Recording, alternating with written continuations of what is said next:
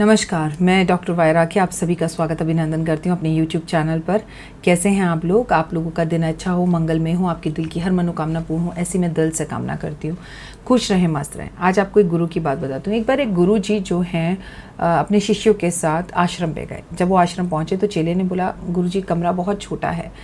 गुरु जी मुस्कुराए और बोले कि कोई बात नहीं, बिजली का बिल कम आएगा और अच्छा रहेगा, थोड़ा पास पास रहेंगे सब। कुछ दिन बाद आश्रम बदला, गुरुजी एक बड़े आश्रम गए। चेला बोला, हाँ गुरुजी अब सही है, कमरा बहुत बड़ा है। तो गुरुजी मुस्कुराए और बोले, हाँ सही बात है, सब लोग मिलकर बैठ पाएंगे और मैं उपदेश अच्छे से दे पाऊंगा। मोरल ऑफ द स्टोरी, परिस्थितियाँ जैसी भी हों उसमें सिर्फ सोच को पॉजिटिव रखकर सिर्फ पॉजिटिव चीज़ें लेने की कोशिश कीजिए। मैं डॉक्टर वायराकी आप सभी का स्वागत अभिनंदन करती हूँ अपने यूट्यूब चैनल पर। अगर आपको मेरा ये चैनल पसंद है सब्सक्राइब करिए, जैसा कि हर कोई कहता है, और बेल आइकॉन बटन दबाइए और ज़्यादा से ज़्यादा लोगों के साथ इस वीडियो को शेयर कीजिए, क्योंकि मैं यूट्यूब पर ही नहीं बल्कि व्हाट्सअप पर भी ये वीडियोज़ बनाकर डालती हूँ ताकि ज़्यादा से ज़्यादा ग्रुप्स के लोगों का फ़ायदा हो सके। आज किस विषय और बातों पर टॉपिक पर हम बात करेंगे।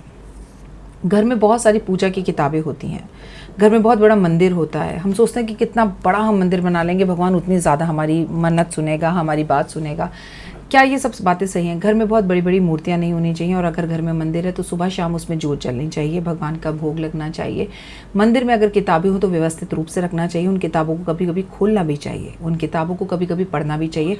अगर किताबें फट गई हों या कट गई हों या मैली हो गई हों तो उन किताबों को गंगा जल में जल प्रवाह कर देना चाहिए, या फिर किसी पेड़ के नीचे रख देना चाहिए, या किसी मंदिर में छोड़कर आ जाना चाहिए। लेकिन कटी फटी धार्मिक किताबों को नहीं रखना चाहिए। अगर आपने अपने घर में गीता, महाभारत ये सब किताबें रखी हुई हैं और इनका अपमान कर रहे हैं, आप पढ़ भी नहीं रहे, तो महाभारत में केवल और केवल युद्ध था, धर्म के प्रति युद्ध था। तो महाभारत घर में रखने की इंफॉर्मेशन और इजाज़त और सजेशन मैं बिल्कुल नहीं दूंगी।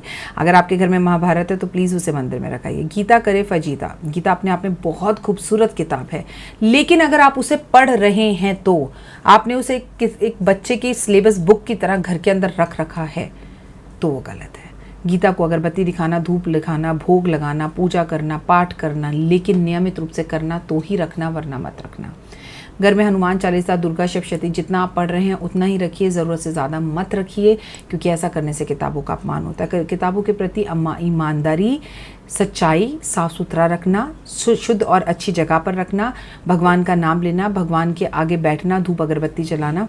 जैसे अपनी कॉपी किताबों को हम स्कूल की सहेज कर रखते हैं और 1 साल तक पूरा संभाल के रखते हैं। कॉपी किताबें ख़राब होती हैं तो माँ डांटती है, कहती है कि सही से रखो, इनसे तुम्हें विद्या मिल रही है। स्कूल में टीचर भी बोलते हैं किताबों को गंदा मत करो। क्यों हम अपनी धार्मिक किताबों के प्रति ये सम्मान भूल जाते हैं? तो अपने घर में रखी हुई सभी धार्मिक किताबों का सम्मान कीजिए, उन्हें ठीक से रखिए, मंदिर साफ़ सुथरा रखिए, जितनी ज़रूरत हो उतनी ही मूर्ति, पूजा पाठ की किताबें या तस्वीरें घर में रखिए, लेकिन मंदिर में सफाई का होना अत्यधिक अनिवार्य है। भगवान को अगर घर में रखा हुआ है तो मंदिर के ऊपर कोई अलमारी नहीं होनी चाहिए और मंदिर के नीचे भी अलमारी नहीं होनी चाहिए, क्योंकि भगवान को अगर आप अलमारी के ऊपर रखते हैं तो बोझ है, भगवान के ऊपर अलमारी रखते हैं तो बोझ है। भगवान को खुली शुद्ध हवा में रखिए। 10-10, 15-15 दिए जलाने की जगह पर भगवान के समक्ष एक दिया जलाइए, श्रद्धा और विश्वास से जलाइए। सुबह शाम का भोग लगाइए, मंदिर में घंटी बजाइए, धूप अगरबत्ती करिए, समय समय पर घर पर सफ़ेदी करवाइए, मंदिर में सफ़ेदी करवाइए, मंदिर को उठाइए और जगाइए। जी हाँ, भगवान आपने लड्डू गोपाल रखे हो या ना रखे हो, लेकिन एक समय हो जब आपका दिल करे, जब जागो तभी सवेरा वाला हिसाब मंदिर में नहीं होता। अगर घर में मंदिर बना रखा है तो पूजा पाठ का एक नियमित समय होना चाहिए। अगर घर की स्त्रियाँ किसी कारण पूजा ना कर पाएँ तो बाहर से ब्राह्मण को बुलाकर पूजा करवाएं, या घर के पुरुष ही पूजा करें। घर का मंदिर कतई रसोई में नहीं होना चाहिए, और माँ दुर्गा तो रसोई में होनी ही नहीं चाहिए। बहुत सारे लोगों के घर में माँ दुर्गा की तस्वीर मंदिर में रखते हैं, उनका मानना है ये अच्छा होता है, लेकिन ये बर्बादी का सटीक कारण है। सोचिए, समझिए और फिर कार्य कीजिए।